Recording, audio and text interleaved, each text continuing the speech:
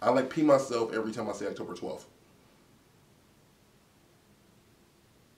Gotta stop doing that. This is gonna contain minor spoilers. I'm not gonna tell you guys everything, but I'm gonna give you like little tidbits here and there that just to kind of, you know, to whet your appetite, if you will. You know, it's the journey of Red going from Pokemon novice to Pokemon master. That is literally the story. And he gets more done than Ash has gotten done in the last, I don't know, freaking 12 years. However long the show has been on the air, he's gotten more done in this special than Ash has ever gotten done. He actually, don't want to spoil that, but I mean, you guys know what's gonna happen. If you play the game, it's basically a plot of the video game. So, I'll just tell you, he becomes Pokemon Master by the end of the whole thing. You know what's gonna happen. So he does it. And I'm just like, what the F?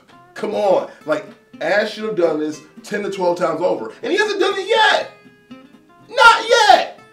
It's a little bit ridiculous. But that's why I think we all have this affection and affinity for Red, because he gets crap done. Brock actually shows up in this, and he's kind of awesome. He's not the silly Brock we all love. He's not chasing after women. He's not being goofy. He's actually being like a good coach. He's a good person to look up to. Misty shows up, and she doesn't talk at all. He just kind of gloss over her. And this is one thing they do. It kind of bothers me, but then it doesn't. At the end of every special, I think there's like 5 or 4 pieces to it. At the end of every special, you leave off at 1 point. So let's say, like, you know, Red just defeated, you know, a master trainer. So he's like, okay, I just defeated this trainer, boom.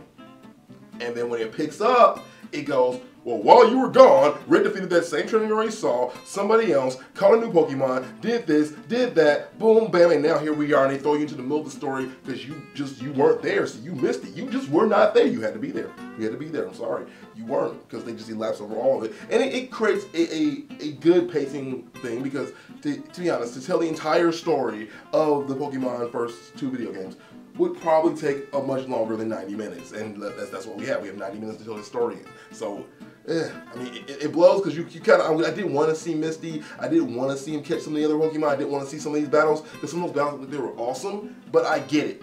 I get it. You can't show everything, so I'll forgive you. But that is one thing that was a little bit like, come on, baby, why you gotta do that to me? And I'm like, you know what? It's cool, because you treated me good.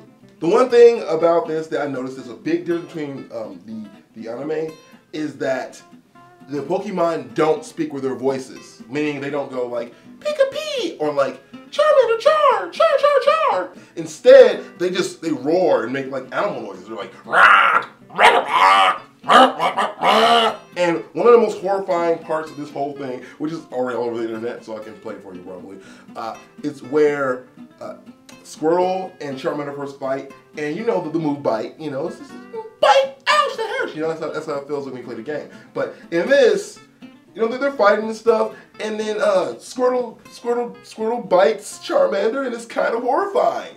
Finish him!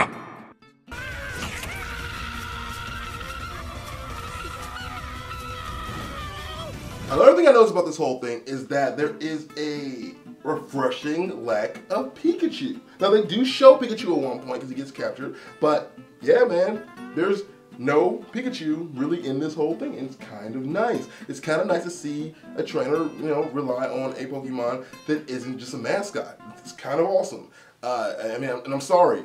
I'm sorry, Pikachu. I'm so sorry. I don't hate you. And to wrap this whole thing up, I'm just going to give you a little mini rant, because this is one part that did bother me about the whole thing. So, Professor Oak, his entire goal of the entire thing is to get the Pokédex filled up, right? He wants all the information of all the Pokemon, all 149, right? Okay?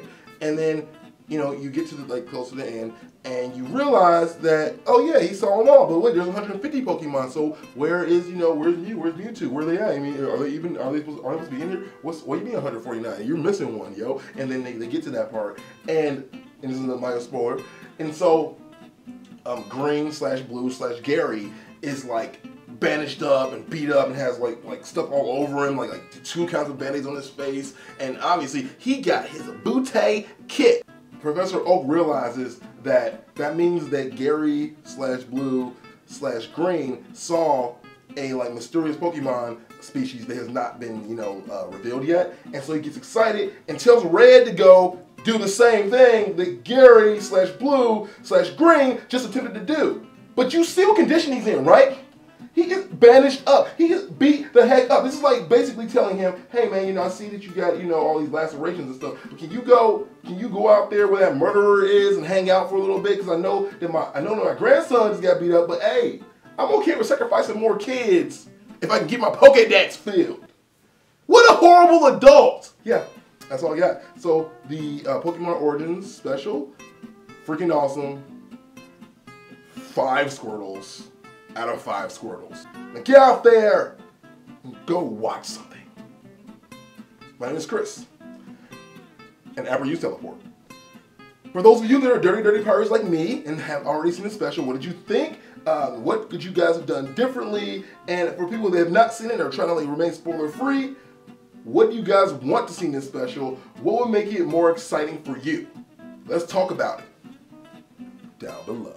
I am making a video called Pokemon Confessions. I need your help. I need you to submit to me your Pokemon Confessions. I've been collecting these things over the last like year or so on my Tumblr, PokemonConfessions.com. And yeah, just submit to me your Pokemon Confessions, and maybe, just maybe, they'll make it in a video that will hopefully get served up to blogs, and everybody will be like, man, that's a cool, crazy confession. I feel that way too. I relate to you. You relate to me. Babies don't drink out of toilets.